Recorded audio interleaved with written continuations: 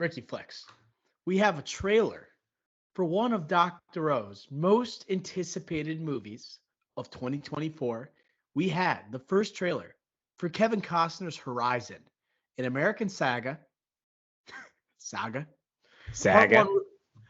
saga, saga, part one releases June 28th in theaters from Warner Brothers and Territory Pictures, which I believe is Kevin Costner's company. I think And so. part two of Horizon American Saga releases in August.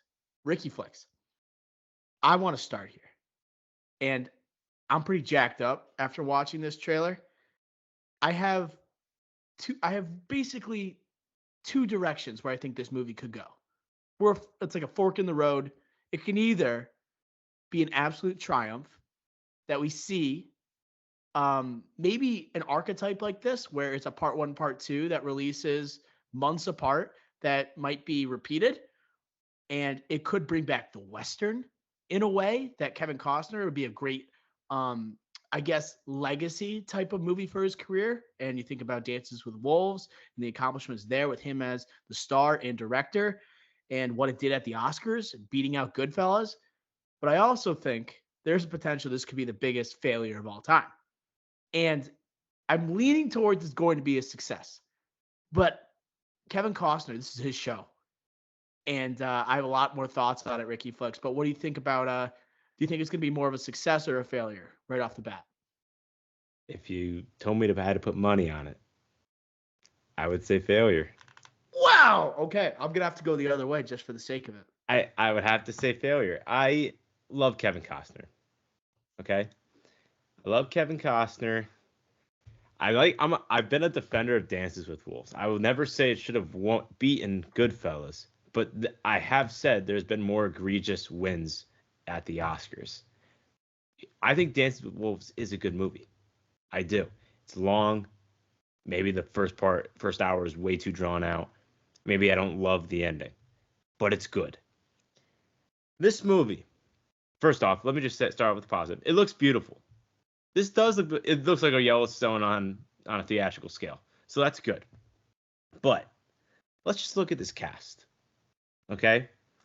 Sam Worthington, you know, Avatar. He's not even freaking in his body, and he's in Fractured on Netflix, which I like. Johnny Sims, shout out, Star Wars correspondent, likes that movie. But Man on a Ledge, this guy isn't in movies that are well regarded. Luke Wilson. I like Old School, but that was 20 years ago, and that's a comedy. Luke Wilson, he has the line like, what was that? Like, I'm trying to lead us out of this mess or whatever.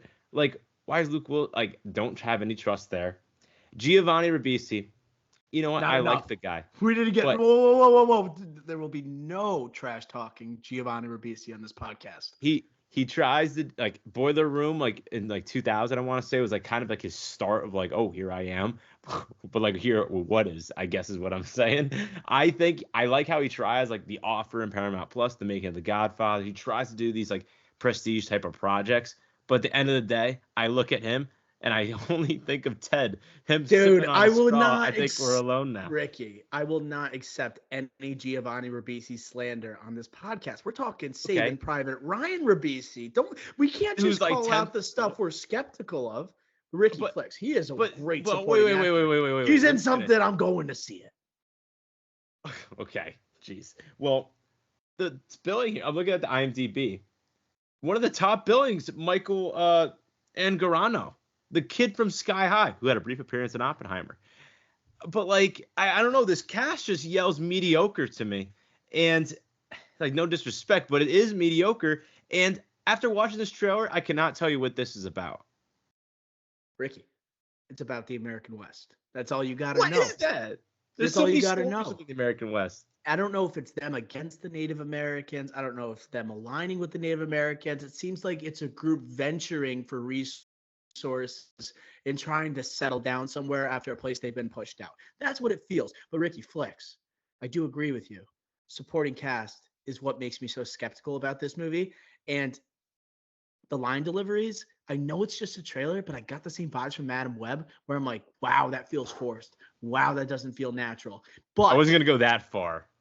But Ricky, there's a couple moments where it seems like the score takes hold, the cinematography takes hold. Guys, Ricky, it's a lock already. Cinematography and score, it's going to get nominated. I can already tell from this trailer, right? But it's the supporting. This is where I'm saying, like, this is the Kevin Costner show. Kevin Costner's directing this bad boy, right? He wrote it, he's starring in it, and like, this is his movie. It seems like whenever we see him on the big screen, he's known for Yellowstone, right, from recent years, but he's hasn't really had the opportunity to be like, this is a Kevin Costner joint, and he is taking full hold. And this is like a statement from him that I'm gathering by the release date, by like him trying to bring back the Western, right? The old school type of Western. But you know what vibes I got from Kevin Costner in this, Ricky? Clint Eastwood. Yeah, that's a good call. Directing, starring, and he's got a hot ass partner in this movie. Yeah, the Sienna Miller. 25 years younger than him. That was such Clint Eastwood vibes. And you know what? He's old school Hollywood. He's old school Hollywood. I'm going to let Kevin Costner cook here. And I think he's going to be aiming for, I guess, an older demographic with this movie, with the Western, with the ways of like, even like when it was popular, right? Like the 60s, 70s, 80s, 90s, and then disappeared. I think he's just trying to make a statement. This movie can be made now. And you thought Yellowstone was good. Wait till you see what I can do here. And you see like the bitter departure he had from Yellowstone. I think he's got a chip on his shoulder right now, and he wants this to succeed so bad. But I agree with you. The supporting cast, Sam Worthington is like not a draw at all. We know him as a guy who's in motion capture and he's in Blue. That's what we know him from. And I guess the next exciting performer from this cast, he brought up Sienna Miller, but Jamie Campbell Bower as the guy, the villain in the last season of Stranger Things, right? Excellent performance there. But am I buying him in a Western? I don't know. I think he's too young to like know what it is to act in a Western. That's what the vibe I was getting. I'm like, Kevin Costner knows what he's doing here. Everybody else, I'm not so sure. But maybe Kevin Costner's just going to shoulder the load here and just will this movie to victory, to success. You know what I mean? He literally gave up Yellowstone for this. So yeah, it is interesting. I will say Yellowstone guy Danny Huston, the villain or the Nazi who's obsessed with the poison in Wonder Woman. That guy, dude, he's in Yellowstone. Succession. And he's in here. TV actor. Yeah, Thomas Hayden Church. We know him as Sandman, but a TV actor for the most part. He's in here. It's just, again, the supporting cast doesn't yell like this is going to be a great movie. I think the problem with this is that Kevin Costner dances with wolves. It's a spectacle. I feel the Western vibe here. It looks like an epic. It looks like a Western saga, like it's promoting, right? But Yellowstone is that on TV with a great writer in Taylor Sheridan. He might not be like, he does a good job for TV showing off that Western vibe in a modern day, but like, the reason why everyone knows Taylor Sheridan is because he wrote Sicario. He's a great writer first. I'm nervous that Kevin Costner here, again, he's only directed like 3 films, Dances with Wolves being his last. I'm like, Clint Eastwood at least frequently directs and acts. Like he's a frequent like guy.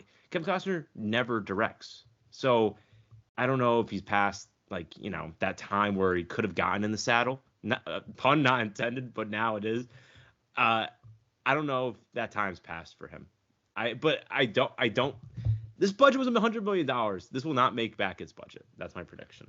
It will not make back its budget. Do you think that's because Kevin Costner doesn't have the star power he used to have, and because it's a Western? Like, I think a lot of people are gonna go see this because of Kevin Costner with a Western, like capital, like almost like putting an endpoint on his career. Like, this is it.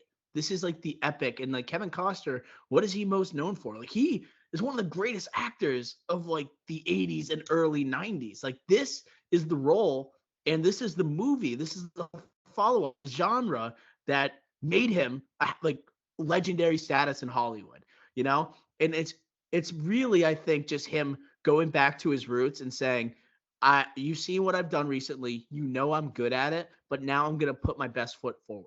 So I think, like, I get it. Like, he hasn't directed in a while, but these movies haven't been popular in quite some time, Ricky Flex. And if anyone was going to bring back the Western, you're going to get the guy who did Dances with Wolves and the guy who is, even though it's TV, the most powerful like project in terms of like the American West, right? You're gonna get Kevin Costner to do it. So I'm not really as concerned about him like stepping back into the director's chair. He's probably had this idea brewing for years, and now he has the opportunity, right, to put it into play. It's just to me, the weak point is going to be the supporting cast. But like even Costner doing the shootout at the end of the trailer, I was like, holy shit, like that's gonna get me going. You know, that's the badassness. You have the beautiful cinematography, you got the powerful score, right? You got some suspect lines being thrown out there. But when I had that final shootout, I'm like, damn, you got me at the end. I'm in. Yeah, I'll let me push back what I was saying earlier. I will not underestimate the power of Yellowstone. That is a powerful show. A lot of people watch that show. I watched the first 3 seasons. I liked it, didn't love it. Thought it was good. I recognize it's good, but this will make back its budget. It's just like, does this deserve to have 2 parts? I guess is what I'm getting at here. Why? I don't know. I really don't believe in the Kevin Costner thing, as in like he deserves a 2-part Western epic, and Warner Brothers just give him this money. I don't believe that. I think one movie, let's see how it does. The fact that he got 2 movies, I think it's crazy. And I think if it was Clint Eastwood, it'd be different. I think Clint Eastwood has deserved it because not only is he the West, literally his acting career, half of his roles is literally in Westerns, but also he frequently directs. He is a track record. And like Dances with Wolves, again, 1990, that was years ago. Like, I don't know. I'm a little nervous for this. I agree that being granted 2 different releases is bold. You know, I like look what Rebel Moon did with the failure of that part 1. Like, who is anticipating Rebel Moon part 2? You know, like what if this first movie is just a colossal failure, or it's just not it's not met with success in any fashion, critically or financially? Part 2's dead in the water, right? So I think Warner Brothers must be confident in this idea, and they must be confident in Kevin Costner. And this is, other than sports, like he's been doing sports movies and westerns. That's like his bread and butter, right? This isn't like 1980s Costner. This isn't Untouchables or JFK Costner. This is like old reliable, but also in the most grand way since Dances with Wolves. So it's I think it's definitely a gamble for Warner Brothers for sure. And Rebel Moon, I know it's not a natural comparison, but that's the most recent one we have, whereas part 1, part 2 in such a short span of time. Hopefully this can prove that Rebel Moon was just not a great project and was just not the right concept. And maybe that it's more suited for theater, like theatrical release. And I think there is a lot more energy, positive energy towards a Kevin Costner Western than like a sour taste of another Zack Snyder like fantasy type of epic. It's just like, this Rebel Moon is the right analogy. It's the perfect comparison. Like Zack Snyder, he gets away from Warner Brothers. He gets to do whatever he can have his cut. You know, Rebel Moon, Netflix is giving him the creative freedom, like you said. Like this, he's getting his creative freedom. Warner Brothers said, you know what? You get to make 2 movies. Like, make sure, like, you do whatever you want. We've seen Yellowstone. We think you're great in it. Dances with Wolves. Like, you just do whatever you want. There's no excuses here. There really isn't. So if this isn't good, it really does fall on Costner. And I think this could end his career. This might end his career. I feel like it could be like end an his theatrical career. It could be an exclamation point, like to end his theatrical career, or he could go out like with a whimper. I feel like it's one or the other. You know, I feel like there's nothing that's gonna be middle of the road about this because he's going so hard and he invested so much into this that he can't go back to TV based off Yellowstone. He's not going to create another Western with Taylor Sheridan. I don't think. Like I don't think he can do something with Taylor Sheridan after. Maybe, I don't know. But like, yeah, they hate each other right now. I don't know. Tough. I could see him doing like a TNT show if this sucks. And that's Kevin Costner. Like, there's no way he would do that. But I'm just saying, like, if this fails, which unfortunately I'm not on the side. I'm on that side. I think this is the end. And I think when I think Zack Snyder's similar. It's like, when they thought of this passion idea, right? Passion project idea is like, oh, this hits all my notes, all my strengths, right? Zack Snyder's like, oh, action.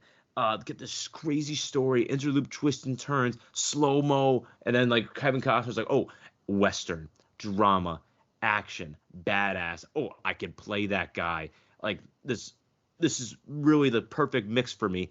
I'll see you in the Oscars. That's what Kevin Costner probably thought when he was thinking about this project. Not that it was gonna be good. He was probably thinking like, oh my god, 30 years later they're gonna be talking about, oh, wow, he comes back 30 years later, back at the Oscars after winning for That's what he's picturing, dude. That's what he's imagining. It's like the return, the Dances with Wolves, like type of comeback that is about to happen. That's what he pictures. And I will be on that side of history, Ricky Flicks, to combat you.